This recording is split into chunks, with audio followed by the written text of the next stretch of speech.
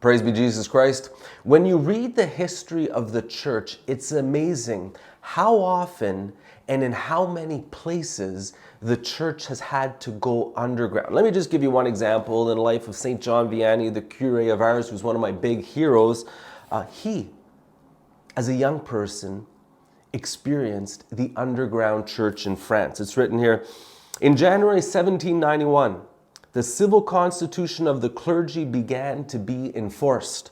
And it says that many of the bishops and priests were weak enough to take the schismatic oath. But it says some bishops and priests refused the oath. And in St. John Vianney's parish, he was only 5 years old when this started. But his parents, his family experienced this. It says, the new parish priest, like the new bishop, had duly taken the oath. But how were the good folk of Dardilly to suspect that the civil constitution, of which perhaps they did not so much as know the name, would lead to schism and heresy? There was no outward change in the ceremonies and customs with which they had so long been familiar. For a time at least, these simple people did not scruple to assist at the Mass of the juror priest. Matthew Vianney, that's the father of St. John Vianney, and his family acted thus in all good faith. After a while, however, their eyes were opened to realities. And this is kind of funny. Guess who kind of started to clue in and realize, wait a minute, something wrong here. Check this out. Though barely 12 years old at the time, Catherine, the eldest of the girls, was the first to scent the danger. And it was because the sermons, it says the compromised priest, it says his sermons were interlaced with the words citizen, civism, and constitution. And she's like, that's not what Jesus was teaching about. That's not the gospel. 12 years old, she could pick up the compromise. Beautiful. Anyways, now check this out.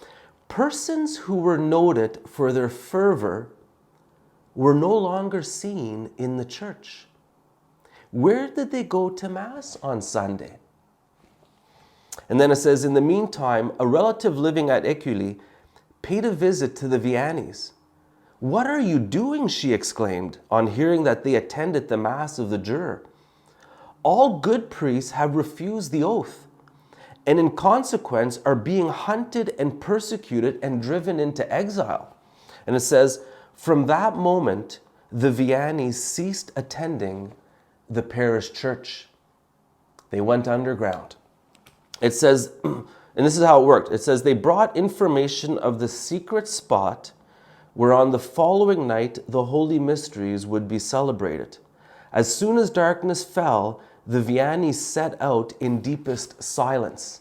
This is how little St. John Vianney, from the age of 5, I think till around the age of 13, this is how he experienced the church, his faith, underground by these heroic priests.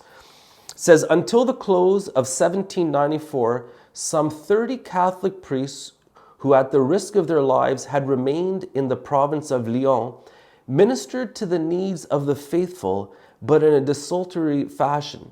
They were now here, now there, a fixed abode being altogether out of the question. France was now a missionary country.